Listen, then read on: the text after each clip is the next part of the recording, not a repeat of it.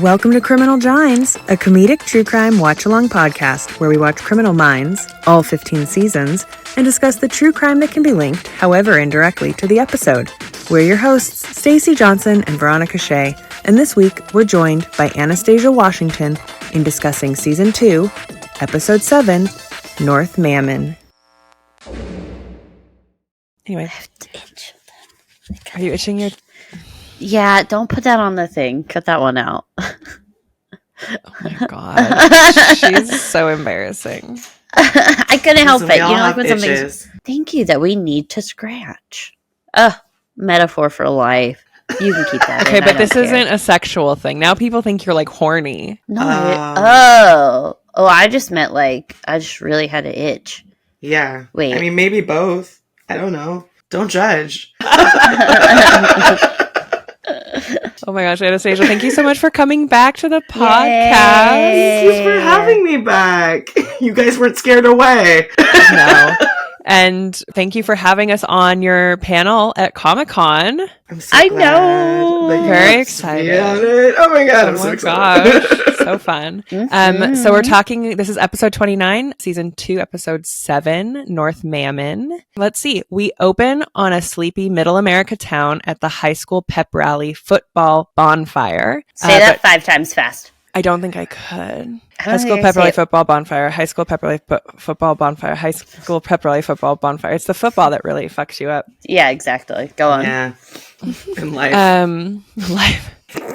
But 3 girls are in the car listening to it on the radio. 2 of them are being snippy at each other, and one of them has a cold. I never learned I their didn't names. even know why they were listening to it on the radio. I was like, do they actually broadcast this stuff on the radio? Right? In small towns, America, yes. Okay. Wild.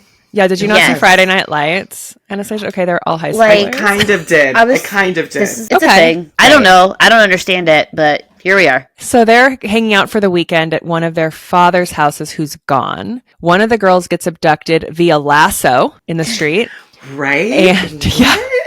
Isn't that? I saw that and I was like, I was like, oh, okay. But then I saw Winnie the Pooh, Blood and Honey, and I was like, oh, they just jacked it from... No, I'm just kidding. And then the unsub quickly abducts the other 2, one from the shower. They're being held in an underground cellar of sorts in tank tops and shorts and no Obviously. shoes. Obvi. They have to choose which of the 3 is going to die so the other 2 can live. That's all in the cold open. Yes. So JJ's aunt gets JJ to take a meeting with one of the girls' mothers. She presents to the team. The girls have been gone for 5 days. They left identical voicemails to their families about skipping out for a last girls' road trip. And JJ is sure that they're missing because they're varsity athletes and wouldn't jeopardize any kind of scholarship that they're going to get. JJ is hardcore identifying with these victims, like she thinks she's been abducted at this point. The voicemails all mentioned that they'd be back Friday, which means they're most likely still alive and the team has 2 days to find them. Great. Yeah. The team... get on it. I mean, there's a lot to unpack there. I'm sorry. There's a lot going on. I mean, because Okay. nobody ever gets a scholarship and ruins it, ever. Never ever. So the team shows up and the cops are skeptical about the girls even being abducted. Everyone seems to know everybody else's business. Again, small town America. Right. We find out that the mom who met with JJ is on antidepressants. I know. I loved that this was such a big deal. Yeah. For Wait, this. hold on. I have to take my antidepressant. No, I was like, listen, like, put it. We got the anti-anxiety. They were we got like, the she's antidepressant. crazy. And JJ She's was like, depressed about her life being a single mother and being left. Oh my god. Yeah, How good dare Lord. she emote as a human. Jesus. Yeah. It's so crazy. And then they find like 20 cigarette butts at an area that's perfect for surveillance. He can see all 3 girls' houses from one spot. Convenient. So, I know. So they send the butts for DNA analysis. Hi, Millie. You want to come say hi? But yeah, come here. Come look. Come say hi. She's like, I didn't want to really. She's like, I didn't want any part of this, actually. Yeah. I didn't want any of this. She's like, God, let me go, woman. Okay, we really just, okay. They find one of the girls' cars abandoned, Mhm. and back down in the cellar, Brooke, the only girl's name I know, is getting sicker. They also all like kind of look the same. It was like, this is bad. They do look very similar. The two blondish ones, but the curly haired one, I was like, oh, okay, now I know which. But right, yeah. Later on, I got really confused. Oh my god, me too.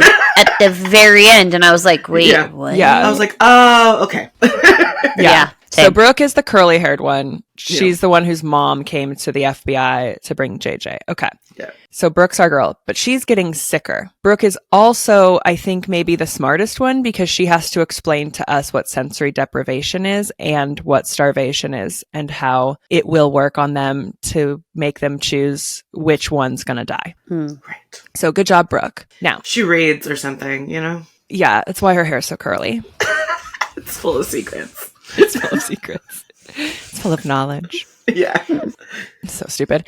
The profile points to a predatory abductor, someone in the community who knows the families very well, someone who has created a nest for the girls before he kidnapped them. He has a relationship or a job that allows him to have access to them and wouldn't have been at the pep rally because obviously he abducted them at that time. Back in the dungeon, the friends are turning on each other. As Brooke gets sicker, she's convinced that the bitchy friend is waiting till she's a lot sicker to basically turn her over as the one who's going to die to the abductor. Meanwhile, we get the DNA back from the cigarette butts, and it's the girls' soccer coach. We learn that the drama. Yeah, major drama. We learn that the girl's father, who is a lawyer, got him off on a charge of soliciting an underage sex worker Which a while back. Which is so smart then to like get him a job with your daughter, you know? Yeah, right? Yeah, I thought that part was kind of weird. I was like, like, dude. Wait, what? But he helped them obviously because they used to play football in high school together and team bonds run deep. So deeper than daughter. Father-daughter bonds of safety. I'm upset.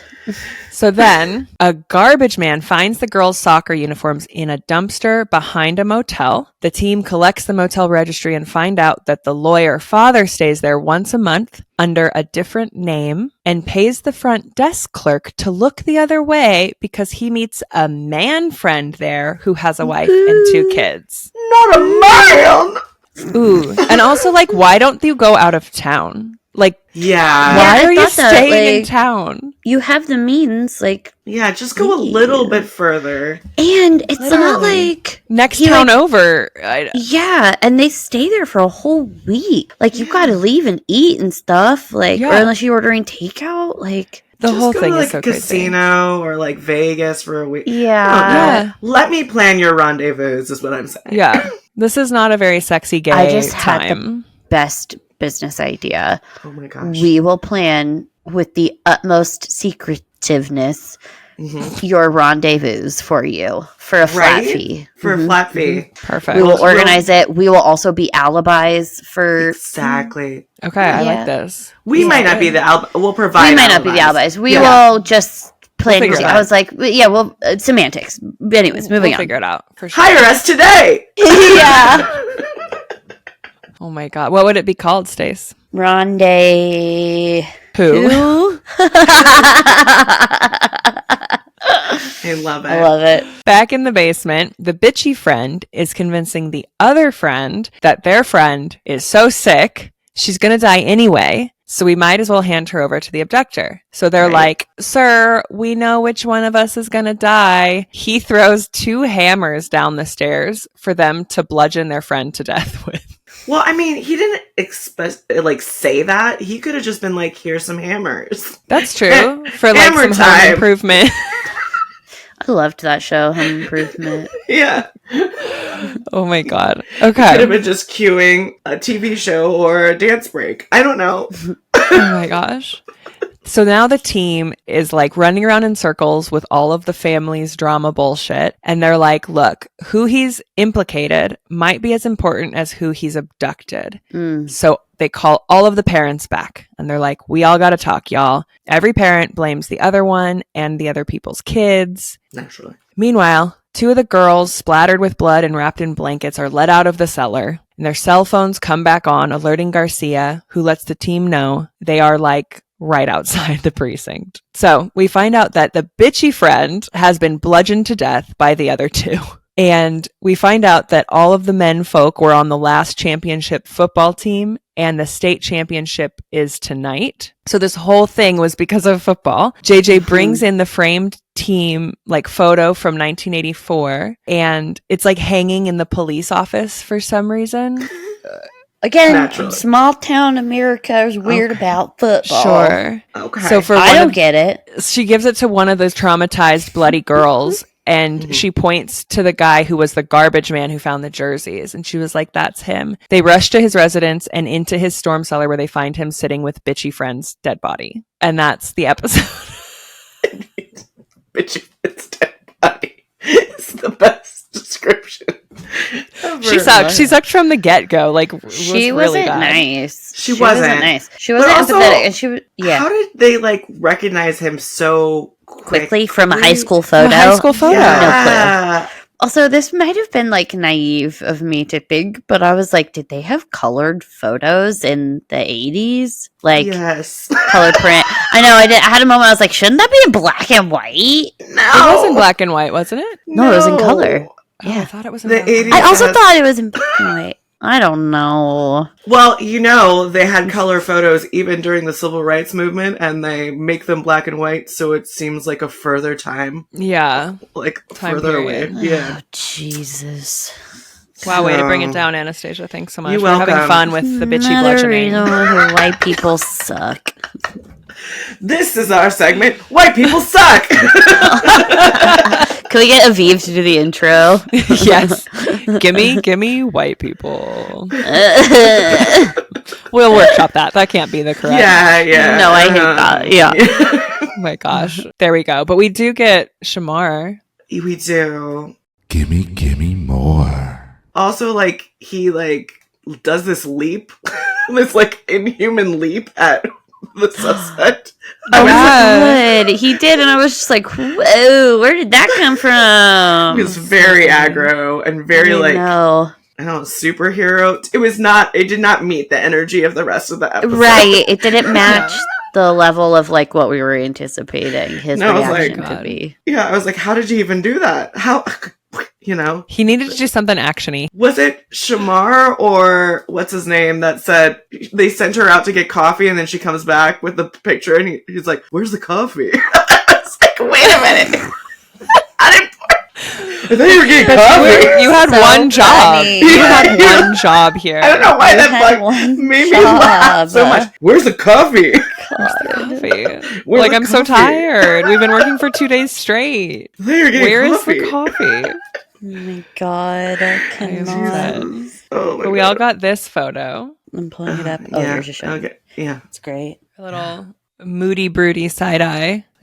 I was here for it. Yeah, we got a lot Same. of him. We didn't get enough Matthew. Grey so- Goobler. Yeah, I Yeah. like a gray goobler. We all love a Yeah. goobs. I love a goobs. Doesn't love a goobs. We all love a goobs. I'm just going back to when he hugged me that one time. Oh my god, yeah. Can you not? That's so rude. Okay. I'm looking at this. I am dead. Stace, you wanna Yeah, go I'm first? looking at it now. I'm gonna say I'm gonna give it a 3. Okay. 3 because I feel like I just want it was a little lacking in Nudity? Try- What? yeah, nudity. I wanted more of that. His character takes a turn and he's just shirtless all the time. And people are like, can you put a shirt on? This is a courtroom. And he's like, gotta give the No. people what they want. It's just like a tie over. He's like, looks like a Chippendale at all times. Oh my god. Inexplicably oiled. Like, what are you Oh. doing? It's my about ratings, okay? It's Yeah. about ratings. They're like, We got- we're at a crime scene in the woods. Can you maybe put on some clothes? No, absolutely not. Your baby oil is dripping on the corpse. Can you please? Oh my god, your baby oil. You've contaminated the whole scene. Anyway.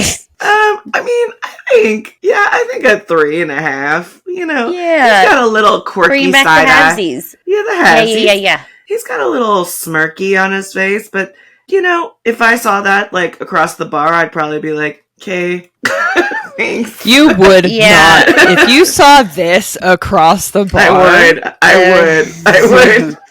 your panties would be soaking and you'd be like, where can we go? He's so beautiful. I'm Look at very that. picky. Yeah. I'm not fair. picky enough, but I'm very picky.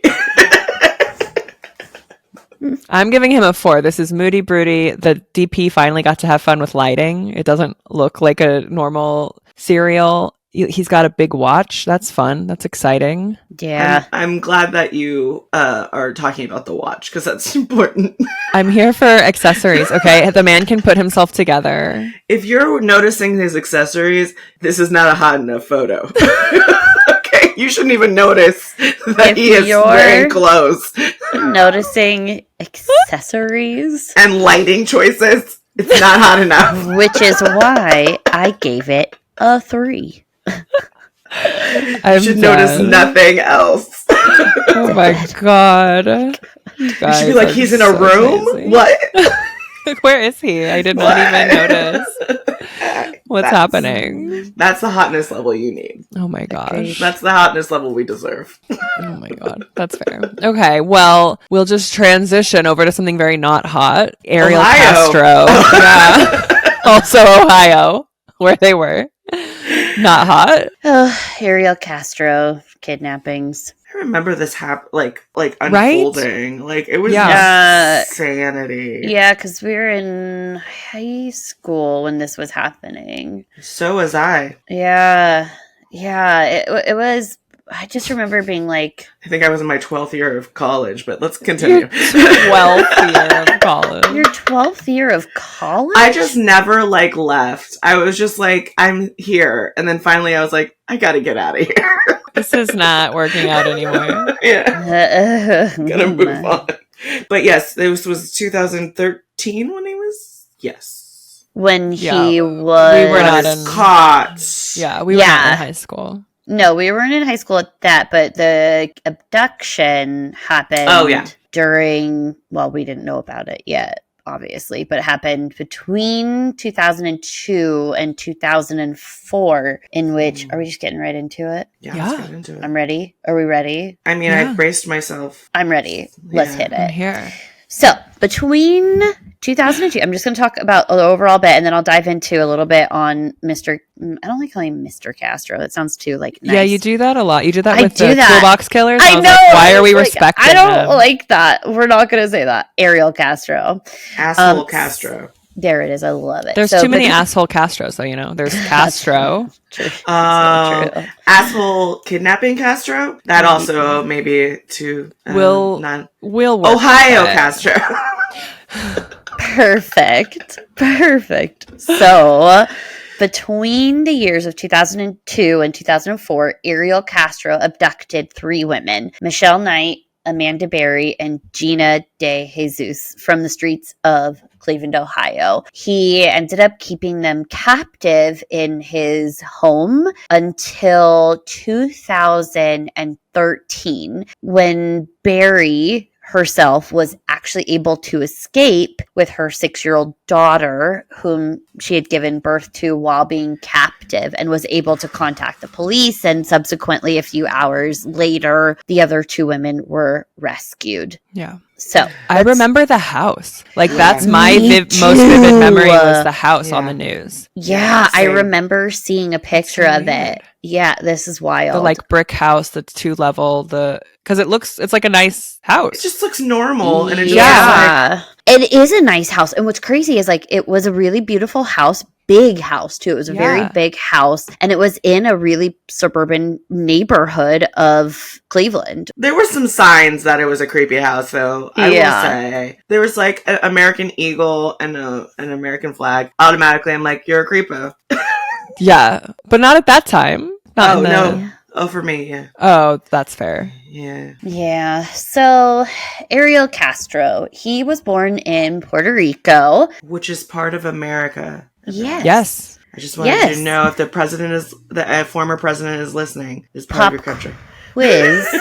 When did Puerto Rico become part of the United States? Yesterday. 1978. Oh, I'm going to actually look because I don't know myself. you asked the question. question. We're completely I know. unprepared. Well, this is my MO, and I can't believe I'm going to say this because now it's going to out me. Whenever I say that, it's because I don't know the answer, but I want people to think I know the answer to it. Oh. And Stace, so- I don't think anyone thought you knew the answer. I did. I was like, she's asking a question because she has it in front of her. Oh, Okay, God, well, we I'm have so now naive. disproved my theory that curly hair means you're smart. There's Okay. knowledge in there. It's just very specific knowledge. But it gets clogged in the where it has to Yeah. get around the curve. So- Exactly. Thank you for understanding. Puerto Rico became a territory in the Treaty of Paris back in 1898. That's what I said Yeah. yesterday. More than 70 years Which- ago. Which also subsequently ended the Spanish-American War. Yeah, Of course, Spanish-American that's War. what I said. Spanish Yeah, American yesterday. absolutely. And I knew that without having to look it up. Yeah, you were just confirming facts. Correct. What year was it? 1898. Oh, I said 1798. No, I said 1978, and all of those numbers are in that. No, Except for 7. except for 7. God, I was so close. I was Yeah. like, You I were was so like, close. You're a dyslexic psychic, and I I was love like, wait a second. So Ariel Castro's parents divorced when he was a kid. So it's obviously their fault. Correct. Actually, no, I'm just kidding. He moved to the U.S. with his mom and siblings and first lived in Pennsylvania before they ended up in Cleveland, Ohio, where I thought this was interesting, where Castro's dad and like several other family members were already living. Castro had 9 siblings total. So he came from a pretty big family. There's a bug. Anyways. Yeah, a lot of kids. That is not a clip. I don't know. What? Listen, that's how I roll. So here we go. Where was I? He just moved to Ohio. They just moved to Ohio. That's where he ended up settling up. And he lived there, graduated from high school in 1979. He met his girlfriend. I'm gonna mispronounce her name, but it's Grimilda Figueroa. That's right. Figaro. Thank you. You have to say it like that. Not Figueroa. Exactly. There's like 3 O's in it. Yeah, exactly. It's fancy. And this was back in the 80s when they met. They lived with both sets of parents. So they technically lived like across the street from each other. So they would just kind of bounce back and forth and lived with their parents for a hot minute until they moved out into their own home, which was the location. The address, they still have it listed out, is 2207 Seymour Avenue. The home was huge. It was a 2-story home, 1,400 square foot, 4-bedroom. It only had 1 bathroom though, so here we are. And then it did have a 700, like a huge unfinished basement. It was like 760 square feet. Always fear an unfinished basement. Correct. So this is when things started to go a little haywire, or to be exact and to take words exactly from Figueroa's.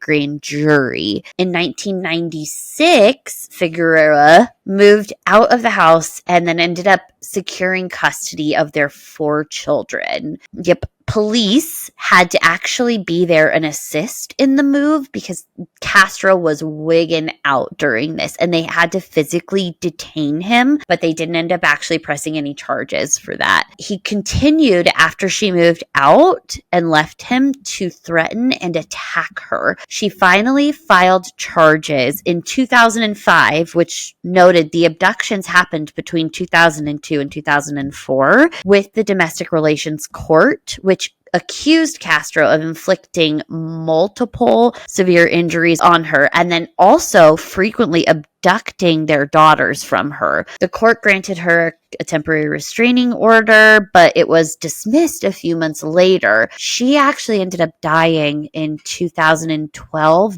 due to complications from her brain tumor.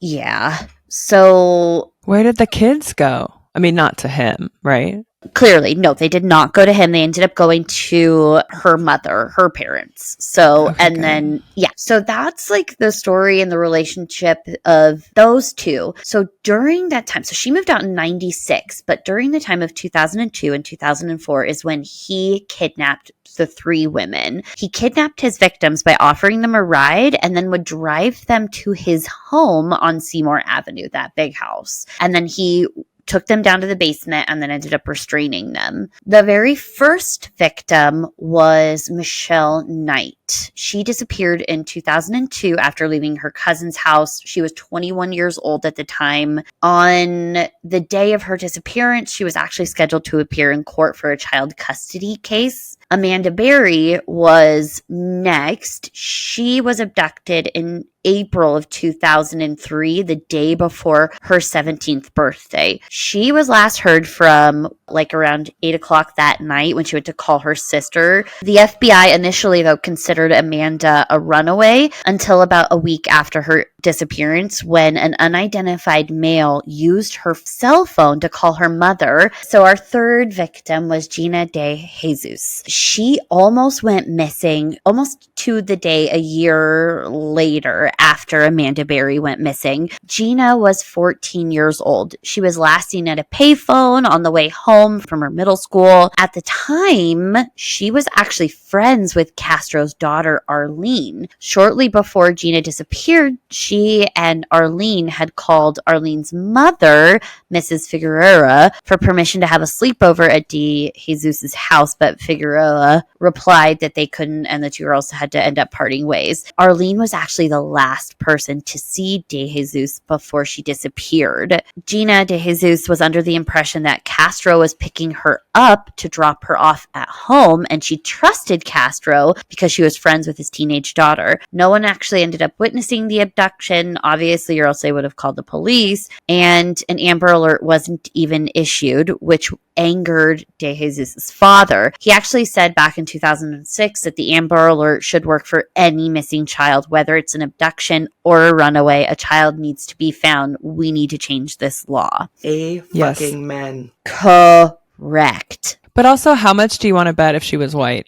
Oh, Right. They would have Oh. oh, hell yeah. You know what I mean? Completely. That's For sure. They'd have been like, it's oh, we also believe you. racist. Yeah. Correct. I hate that. I hate it. I hate it. I'll get into their captivity and what that was like for them. But a year after De Jesus' disappearance, the FBI actually ended up releasing a composite sketch and description of a man.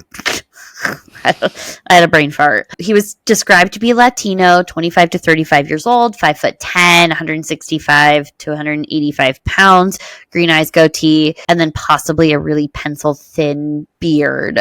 Oh, According Ew. to Ew. I know. According You to said court pencil records. thin, and I was like, where are we going with this? Yeah. What I thought was interesting too, De Jesus was actually featured in the America's Most Wanted segment, which linked her to Barry. The disappearance received like a ton of media attention into 2012 while the families continued to hold like public vigils. Castro himself actually attended 2 of these vigils and reportedly participated in a search party and actually tried to get close to Gina De Jesus's family. Of course. Castro's son Anthony was a journalism student in 2004 and he interviewed De Jesus' mother for an article about the disappearances. Police kept the investigation open and even offered a $25,000 reward for information. According to Castro's uncle, his family knew that De Jesus' family had lived in the same neighborhood, and Castro falsely claimed that he was not aware that De Jesus was a member of that family when he abducted her. So their captivity, upon being Lies. kidnapped, I know, right? It's just a straight up lie. Upon being kidnapped, Castro took Michelle Knight to the upper floor of his house, tied her hands and feet together, and pulled her up using like her hands and feet and neck. He left her there for 3 days without food. Prosecutors at like Castro's sentencing, when he ended up inevitably getting caught, he wrote that diaries were actually kept by his victims. And in these diaries, they also speak of like forced sexual conduct, being locked in a dark room. They were constantly like afraid and anticipating their next like session of abuse. They would dream of someday being like escaped and reunited with their family. They claimed too in these diaries that they were chained to a wall and it felt like they were being held like prisoners of war, and they missed the life that they once enjoyed. They also wrote of emotional abuse. Castro would threaten to kill them. He treated them like animals. Constant abuse for these women. They were kept in locked bedrooms where they were forced to use plastic toilets that were emptied infrequently. They were fed 1 meal a day and allowed to shower twice a week at most. And this was from, I mean, if you think about it, 2002 for our earliest victim to 2013, essentially. Yes. So this went on for years. Michelle Knight also told police that Castro had impregnated her at least 5 times and had induced miscarriages, each time through beatings, hitting her with dumbbells, punching her, all sorts of just ridiculous things. He starved her. Knight's grandmother told reporters too that she would require facial reconstruction surgery due to the beatings that she endured and lost hearing in one ear. Apparently, though, Knight also had a dog while in captivity, but Castro killed it by snapping its neck after it bit him, trying to protect Michelle. Oh, baby. I know. Good doggy. Gina de Jesus told law enforcement that she was raped, but did not believe that she was ever impregnated. It would be hard to tell, though, with like that much abuse and like if you're not eating enough, you I maybe know. also can't get pregnant. Correct. Like it could just be basic malnutrition from that. Or you would have a forced miscarriage through that too. Yeah. Correct. Yeah. So on Christmas Day of 2006, Castro allegedly ordered Knight to assist in the birth of Amanda Berry's child, which took place in he put her in like a small little swimming pool and threatened to kill her if the baby did not survive. At one point, the baby stopped Now he wants kids? Yeah, what now the at hell? this point, I don't know what it was, but he wanted this child specifically. So there was one point during the birth that the baby stopped breathing, but Knight was able to resuscitate the baby. And Castro would occasionally take Barry's daughter out of the house to go visit his mother. The baby called him dad and Castro's mother grandmother. In 2013, when he showed one of his adult daughters a picture of the child and said that she was his girlfriend's daughter from a previous relationship, he had also told others that she was his granddaughter, and Barry taught her daughter how to read and write in that time frame while in captivity. According to a statement from officers, they actually visited Castro's home only once following the kidnapping to discuss an unrelated incident. And during this time, Castro didn't appear to be home and was later interviewed somewhere else. So they never actually entered the home. He just wasn't there. And I just can't help but think what would have happened if they were able to interview him in the home. Yeah. Would they have found the dire situation and Probably not. I can't get past that part of it. Neighbors also said that they called police about suspicious activity observed at the home, but the police claim that they have no record of any calls like that. Castro's son Anthony also reported that there were certain areas of the house that were locked and inaccessible. 3 weeks before the women inevitably escaped, Castro asked him if Barry would ever be found, and Anthony told his dad that Amanda Berry was probably likely dead, to which Castro asked him, he was like, "Oh, really? You think she is?" Ugh, so gross. I know, right? It's yeah. So there was a news affiliate that reported that Castro recalled each of the 3 abductions in great detail during his interrogation when the women escaped, which I'll dive into on how, and indicated that they were unplanned crimes of opportunity. So he didn't plan this. He just saw an opportunity and went for it. He also said that he didn't really have an exit plan and believed that he would eventually end up being caught. He also referred to himself as cold-blooded and a sex addict. I don't believe he didn't have a plan. Like, I agreed. the first one, I would get like, oh, I didn't target this person specifically. But Right. he But to obviously do this- created a place to bring them before Correct. he picked them. If he's like stringing them up from the ceiling, you have to make that winch thing. Right. Yeah. Well, and he happen. also, what he's saying is he didn't have an exit plan. He didn't know Well, sure. how he was going to end or what the end goal was here, but that he knew that he was going to end up being caught eventually, which, okay. I mean, okay. Whatever. But it sounds like he's yeah. trying to give himself like lesser crimes, which is not. Yeah. doing that. Like, well, I Right. just like did it. Like, I didn't really think about it. Yeah, What are it you was talking like about? premeditated. Oh yeah, I just Right. happened to have asshole. this like torture Yeah. basement. I thought Torture maybe I should basement. fill it. Right. Exactly. Like, right. what? Well, so what also is kind of crazy too, when police raided the home and ended up like getting the other two women, they found a suicide note in his house, which he ended up discussing the like abductions in it. And he wrote in there that his money and possessions should be given to the kidnapped women if he were ever caught. Like, okay, Well, that's nice. I mean, I guess. Like they if want we're anything looking at- from that man. right. But I mean, you But- could sell that house for a lot of money. I would also like to point out that before his arrest, when he was 52 when he was arrested, he worked as a bus driver for the Metropolitan School District. He was fired, though, in November of 2012 for bad judgment, which included like just crazy stuff that he would do on that bus. He made like illegal U-turns with infants and toddlers on his bus. He was using his bus to go like grocery shopping. He actually left a child on the bus while he went for lunch, specifically at KFC, and like would often leave the bus unattended while he took a nap. And at that time, he was making $18.91 per hour when he was arrested. His home was also in foreclosure, and that was due to 3 years of unpaid real estate taxes. So, Oh, the fact so that he was like, so he left I know I'm nothing. going to get caught because I'm not paying taxes and the bank's going to come Right. find these girls in the And basement. he was like, and I leave you my debt. Correct. So the fact that he wrote like, I am going to leave you this money and my Whatever I possessions, have, I whatever I fucking have have left, you got nothing. nothing, sir. Nobody wants your possessions, especially not Right. those women.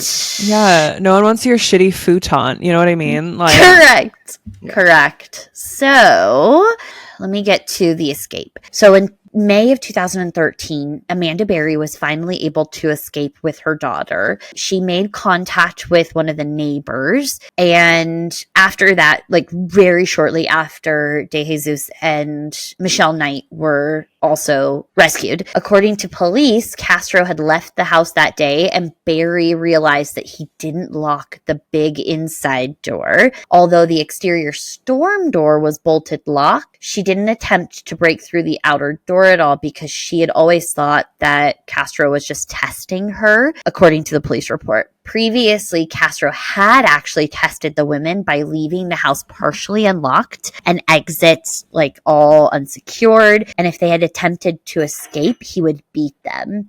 God. Instead, Berry screamed for help when she saw neighbors through the screen door. So she didn't leave the door. She was just screaming through the door. And his neighbor, Angel Cordero, responded to the screaming, but was unable to communicate with Berry because he spoke very little English. So it wasn't until another neighbor, Charles Ramsey, joined at the front door and they were able to kick a hole through the bottom of the storm door and Berry was able to crawl out through it carrying her daughter, who was 6 years old at the time. Ramsey said that Berry told him that she and her child were being kept inside against her will. And then upon being freed, she went to the house of another Spanish speaking neighbor with one of the other neighbors' assistants. They were able to call 911. She said, help me, I've been kidnapped and I've been missing for 10 years and I'm here, I'm free now. That was taken directly from her 911 phone call. God. Yeah. But also, if they're like screaming at you, and like you flag down Charles Ramsey to speak English, why isn't Charles Ramsey calling the cops and being like immediately? Something's fucking going on at this house. Yeah, right. Like, yeah, get him out, but like I'm gonna call the cops too because in case this guy comes back while we're breaking into his home. Right. That's wild. Immediately. Oh, absolutely. So responding police officers, they entered the home. They walked through the upstairs hallway with guns ablazing and were trying to announce themselves as the police. After peeking out from like one of the like slightly opened doors upstairs, Michelle Knight entered the hallway and just leapt into the officer's arms, and she just kept saying, "You saved me, you saved me, thank you so much, you saved us." And then soon after, De Jesus entered the hallway from another room, again very skittish. Knight and De Jesus walked out of the house, and all three women plus the one child were taken to the nearby hospital, and they were released from the hospital the very next day after getting a clear bill of health. Michelle Knight was ended up having to stay for a couple of days in the hospital, but was later discharged on May 10th. So Castro was then arrested in a McDonald's parking lot shortly after This the is victims not were a rescued. This is not a good episode for fast food. I Yeah. know. We got Burger it's King, not. McDonald's, McDonald's, KFC. but it is making me hungry though. Yeah, very hungry. I could go for some Taco Next, Bell. I was who's going to say, get- thank God our Taco Bell has not been I know, right? I know. implicated in this. That's where the trial was. So Right? In the parking lot of a Taco Bell, they set up Taco trial. Bell. My gosh. Sponsor us. Yeah. I would love it if Taco Bell sponsored us. That'd be great. He was charged with 4 counts of kidnapping, 3 counts of rape, and Only 3. Only 3 counts of rape. One for each girl. Like, what? Yeah, I know, right? Which they do carry prison sentences of 10 years to life in Ohio. They should have been like, estimate how many times he had sex with you. And he's charged Yeah. with 250 counts of rape. There you go. I think that's like, how some states actually They should do do it. it. yeah, that's because that's what it is. I think I can't remember if Nevada's like that or not, but I do know how It some is. states actually do that. Okay, yeah, I thought Nevada Yeah. was like that. We're Wild West like that. We're what? Yeah, truly. So we have to be wild. Yeah, we're like, let's go, bitch. Yeah, for real. calculate. So 2 of Castro's brothers were taken into custody initially, but were later released after police announced that they didn't have any involvement in the kidnappings. Castro, his bail was set at $2 million per kidnapping charge. So that was a total of $8 million. Which he totally had because he was going to leave it to the women. Yeah, he's going to leave. Oh my gosh, right? God. Jesus. They intended, though, initially to seek the death penalty against Castro. There were also other charges that were like reported pending, including like aggravated murder for the intentional induction of like the miscarriages, attempted murder, assault, a charge for each instance of rape. So it was there. Those were just pending, and a kidnapping charge for each day each captive was held. So do the math on that one from 2002 to 2013, essentially. Yeah. On May 14th, Castro's attorneys said that he would plead not guilty to all charges if indicted for kidnapping and rape. A grand jury returned a true bill of indictment on June 7th, and it contained 329 counts total, including 2 counts of aggravated murder for his role in the miscarriages I don't like and the that. pregnancies. I don't You don't like that? I don't like that because part of me is like, Oh. good, give him murder, but Mm-hmm. I do not believe that life starts at conception. Life starts at birth. So Fair. you can't murder a fetus. Right. But I Right. guess Yeah. I understand the argument that if they were going to keep the baby and it was like in the 3rd trimester, then I could maybe understand that argument that it's viable. Yeah. But if it miscarried in the 1st, even 2nd trimester, like it's not viable. It's not murder. Unpopular Right. opinion probably in a case like this, but I think it sets a Right. precedent I for just the other think- side. I just think they want to Yes. cover him with Absolutely, which I Yeah. get, but it sets a precedent that charges. Understandable. is not good. Yeah. And it should be noted too, like these indictments only cover the years of 2002 to 2007. He stated that the investigation was ongoing and that any further findings would be presented like to the grand jury, and that pursuing a death penalty would be considered following completion of like indictment proceedings. So But What? Go on. How can you have a death penalty if no one's dead? What? Well, they're considering some of it Yeah, the aggravated As murder. Yeah. murder, yeah. They are considering some of it as aggravated murder. I mean, I don't believe in the death penalty anyway, so but there you I go. get it. Yeah. I mean, I believe in it because it happens, but you know what I mean. Right, yeah. Right. I was like, See, but that's It's not, not it's like, not like Santa Claus. I think he's a I can't believe that we just compared death penalty to Santa Claus. Well, I'm just saying, I believe in it. I those just don't magical believe in beings. I get that he's like so atrocious, so like you fucking but like Yeah. if the death penalty is for murder, I'm sorry, it just isn't. Correct. It's not always for murder. I know. I mean, I think it should be for rapists. Honestly, just kill rapists. I think it Fair. should be an even system, but it's not. Oh, well, that's really fucking Well, true. that's a whole. But you know, Anastasia, that white men just can't catch a break. They can't. And it's very difficult. Life is so hard for them. It is so hard. Oh my Okay. God, I retain that. I've had to hear like how hard it is for white male actors lately. You know, Oh my God. it's so hard for them. Jesus. So it wasn't until July when presented with more and further charges and evidence that a grand jury finally returned a true bill of health for the remainder of the period after 2007. So 2007 to 2012, I think. It ended up bringing a total of 977 counts, 512 counts of kidnapping, 446 of rape, 7 of gross sexual imposition, 6 of felony assault, 3 of child endangerment, 2 of aggravated murder, and 1 of possession of criminal tools. And then he ended up pleading. I know. Yeah, I'm like, what does that mean? I'm not sure. I think it was due to the stringing up and like those things, and So like torture. Yeah, torture exactly. stuff. Criminal Exactly. tools. So he actually ended up pleading not guilty to the expanded indictment and faced death penalty by lethal injection. Legal Legal injection, no. He died legally. Oh my God. He did plead guilty. Inject me with Law and Order right With here. the law. Yeah, it's God. suits in one arm, Law and Order in the other. Oh my God. Let's go. Right?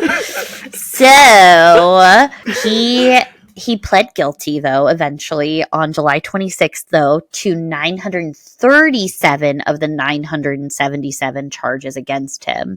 He really was nitpicking this shit. Oh my gosh, like truly was. Like, you did it, okay. He's like, but I didn't do it on a Tuesday. This one, I know, right? Like, I just imagine him going through this one, checking all the boxes. Like, God. Let me check my diary. Yeah, exactly.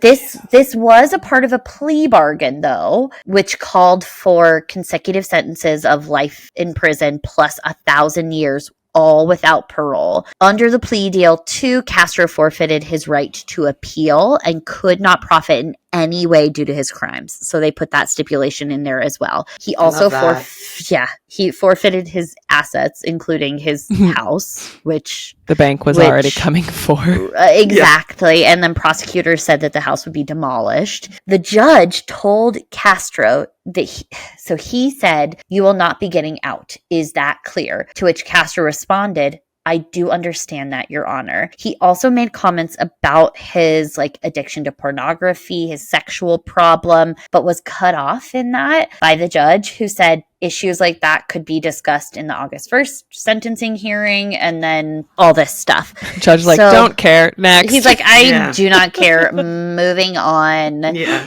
Correct. A law firm representing the 3 women released a statement that the 3 women were relieved by the plea and that they were satisfied by this resolution to the case and are all looking forward to having those legal proceedings finally closed. Castro was sentenced to his consecutive life terms plus 1,000 years without any possible of parole. He was also fined $100,000. Which he totally had.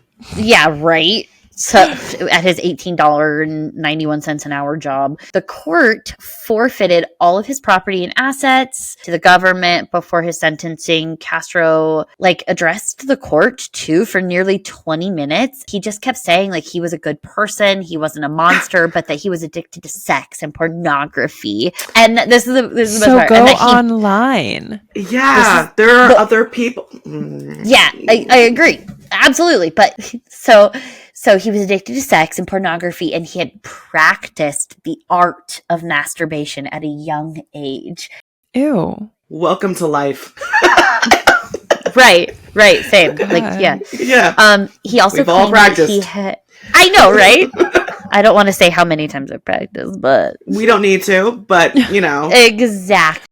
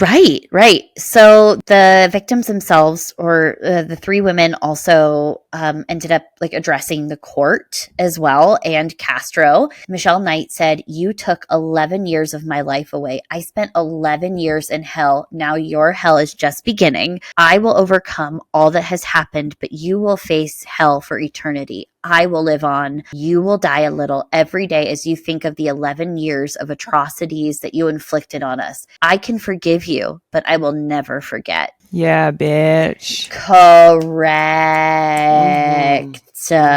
And she was right, because the three women really did end up thriving after this. They really were active in their recovery and then in support of other victims as well.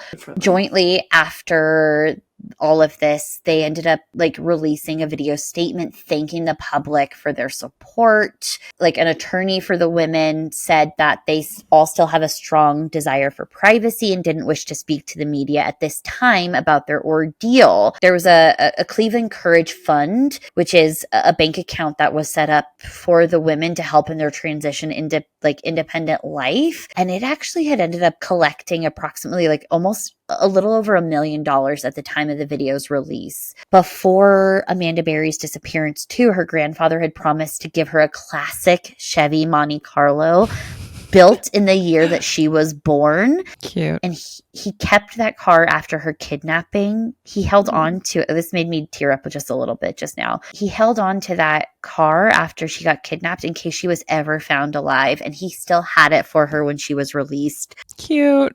Beautiful, beautiful thing, So the women themselves, they ended up, like I said, thriving. They did Because so. women survive. That's right. Correct. Yeah. Correct. They wrote books. They wrote books about their stories. They ended up also, I think it was Michelle Knight and Gina De Jesus ended up doing a charity together. Amanda Berry wrote a book as well, a memoir. The three of them wrote one together. So they really shared their story after that. There was also a couple of films that were done. One of them was a Lifetime film done in 2015, and then there was like a documentary that was put out in 2021. So I just think it was really cool. And then they also were really active in like survival groups and really kind of pushing out their story so that they could help others in that. And then that's exactly what they did. So Castro was found hanging from a bedsheet in his detention cell at the correctional facility in 2013, only 1 month into his life sentence. That's unfortunate.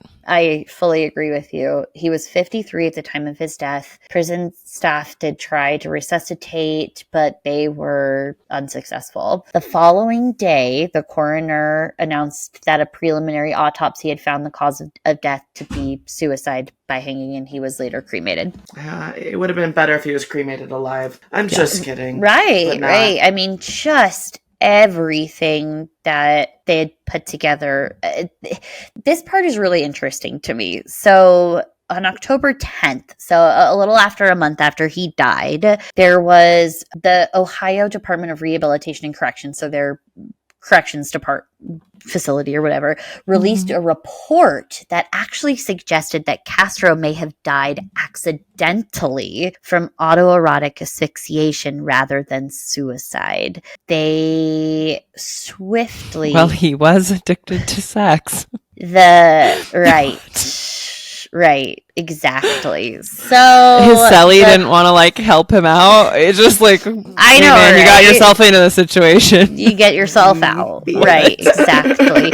But thankfully, the coroner vehemently denied that and stood by her ruling of suicide. The report also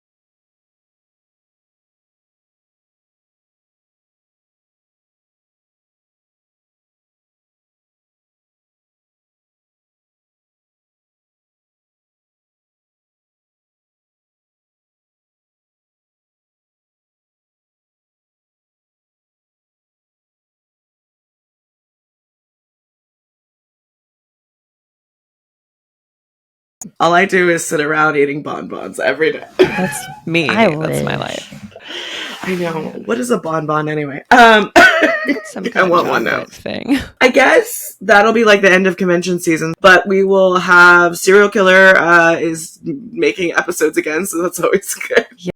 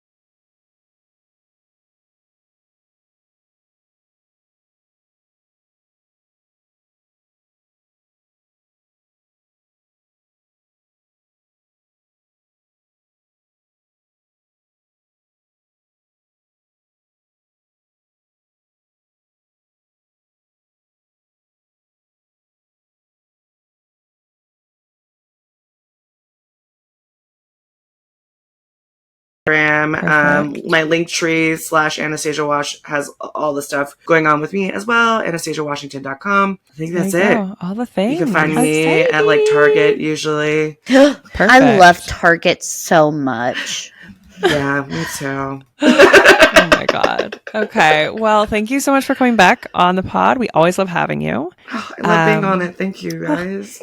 And for everyone, like, subscribe, download, whatever the kids say these days. And join us next week for another episode of Criminal Gines. Bussin'. Bussin'.